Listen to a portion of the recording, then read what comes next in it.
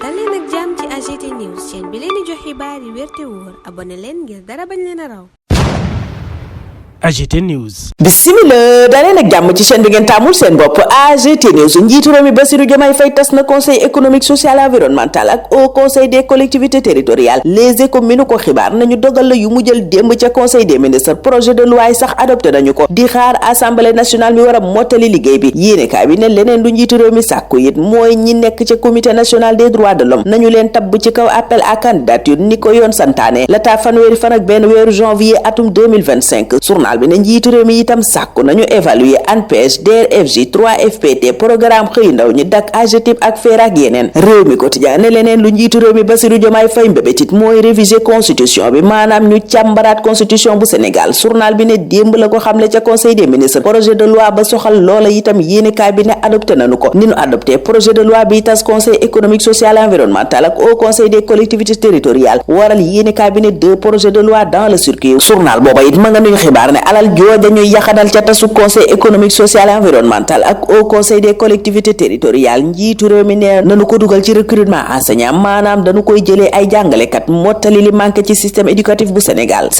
jëm ci révision constitution libération it xabaar ñu loola ne ñu conseil économique social environnemental ak au conseil des collectivités territoriales suul nanu ko démb ca conseil des ministres booba it yéenekaay wi nañu njiitu réew mi Bassirou Diomaye Faye yëngal na ci ambassade yeeg consulat yi journal ba ne indi na cay coppite yu bari. Le Quotidien ci ambassade ak consulat yooye mu ne Diomaye daa remplir ay cases vides maanaam fu amutooni nit la tabb ñeneen teg fa. Thierno Ali Si moom tekki na écharpe député am teg ci kaw taabalu El Malick Ndiaye yéenekaay bi ne coordonnateur Pastef Mermoz Sacré-Cœur mi wuutu woon Abbas Fall ca assemblée nationale gannaaw coow li ko jege ñaalay Barthélémy Dias yëkkatal ci condamnation définitive bu mu amoon mujjee naa démissionné démb tekki ndombal tànkam ca assemblée nationale. Vox Populi xabaar ñu loola ne Thierno Ali Si mi condamnation définitive am dab xaarul ministre de la justice destitué ko moo tekki ndombal tànkam démb nee na nag la mu ca jublu mooy mettre gouvernement bi partem à l'aise ndax justice bu tëddee njaaxanaay lanu woote. Amadou Ba bu Pastef ne lii message la bu ñépp war a jot respecter loi ak règlement reddition des comptes moom mu ne kenn mënta tee ba duñ ko amal ndax yoon di justice ñépp ci yem. Tribune mel ni ku naan déet des na ndax booba lépp journal la ngay laaj lu ministre de la justice di xaar ngir def Ousmane Sonko na mu def Barthélémy Dias yéene kaa ba ne Ousmane Sonko dañu koo condamné woon définitivement te mandat député bi démissionné wu ca daf ko suspendre maanaam daf ko ajandi yéene kaay bi nettali wone ne Ousmane Sonko ba tey mënta falu mooy conseil constitutionnel donte loi d'amnistie amoon na fi waaye teewut dafa gàntal candidature am ci élection présidentielle bi yéene kaay bi jox te loola kaddu expert électoral bi di Ndiaga Sylla waxtu woowa ca point actu Moussa Taya nga yekk keteme Waly Diouf Bodiang kaddu yi mu yëkkati ne nanu teggi Barthélémy Dias ca mairie Ndakaaru waxtu woowa l'observateur ak libération dinu xamal ne Lat Diop ëllëg la ko chambre d'accusation di létt mbaa mu firi ko journal bi daanu ko àtte ci càkkutéef gi mu béraloon ngir parquet judiciaire financier mi teg loxo ci alalam ji teggi ko Samuel Sarr mi ñu teg loxo ci coowal West African Energy Direct News moom lay laaj ana lu tax mu des kaso ba tey fii ñuy am tontu li yéene kaay boobaa ñuy xabaar ne Guy Marius Sagna biral na ñaar fukki laaj ak juróom jëme ci gouvernement bu Sénégal yéene kaay bi ne université Assane Seck bu Ziguinchor la tàmbalee boobaleb université bi nu tëj ay fan ak tey li ko waral du leen lu dul chantier yu yéex ndax 2022 la yooyu chantier waroon na pare waaye Guy Marius Sagna joxoñ na ministre de l'enseignement supérieur de la recherche et de l'innovation mi jël ñaari yoon ay engagement yu mu respecté wut maanaam diggeelu mu defut muy laaj moom Guy Marius Sagna boobaleb université kañ lañu koy ubbi waat université Sine Saloum El Hadji Ibrahima Niass Guy Marius Sagna ne kañ lay ubbi ay buntam ndax ñépp def nañu seen rentrée ba mu des ñoom ana lu xew USEN moom Guy Marius Sagna it ma ngay xamle ne interpellé na ministre de la santé et de l'action sociale ci lu waral ña dëkk Koungheul balaa leen a médecin wa xool ñu génnee ñaari junni waxtu woowa l'observateur di ñu joxoñ fi Ousmane Sonko mën a génne ba assemblée nationale mën a woote ci nu mu gën a gaawee budget Sénégal ngir atum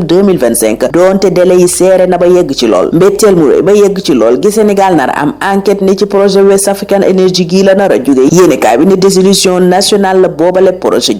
bu ay sénégalais tëgg taxawal ko Sénégal doon ca séentu yokkute gu rëy ci wàllu énergie waaye yéenekaay bi ne ay njàqare yu rëy fi mu ne jib na ci projet bi nga xam ne ndorteelu atum 2025 bi la ñu doon séenu mu noppi nguur gu bees gi moom noppeegunu ci jubal jëme ci suuf si ndax Le Quotidien mi ngi ñuy xibaar ne dakkal nañuy lotissement diggante Dakar ak Thiès yéenekaay bi ne état kay daa dellu ca fondation ye ña fa am suuf ñépp neenu leen nañu indi seeni këy Descos yéenekaay bi ne day xool cas par cas maanaam dossier bu ne danañu ko càmbar Walf Quotidien moom dinu yëgal ne capitaine Touré gannaaw ba mu seetloo ay cas usurpation de fonction maanaam mbubboo liggéey boo defut ca ASP ya ma nga leen di woowaat ñu tegu ci yoon xam fa nu war a yem ñu des ak boobale bi yéenekaay bu nuy xamal li Sénégal di wut dëgg ci candidature Amadou Hott ga muy jàppale ca présidence su BAD di Banque africaine de développement Libération moom dinu xabaar ne rapport bi soxal audit coût pétrolier ca projet GTA diggante 2012 ak 2021 taxal na ripp Frank Timis ci 8 millions de dollars yéenekaay bi ne ndax Timis Corporation yeggut ci engagement yi mu jëloon ci wàllu investissement waroon na kon verser état bu Sénégal indemnité guy tolloog juróom benn téeméeri millions ci dollars journal bi ne gannaaw cabinet Mazars nag gis na ne lépp luy justificatif ak documentation Frank Timis mooma indiwu ko waroon naa kon jox état bu Sénégal ndàmpaay lu toll ci juróom-ñetti milliards ci dollars Le Témoin moom ma nga yitte woo li mu tuddee business du rein yéenekaay bi ne jalis bi marché mafieux la boo xam ne ñaar fukki milliards lay peese journal bi laaj greffe rénale bi nu dakkal ana jan lay jariñ of nag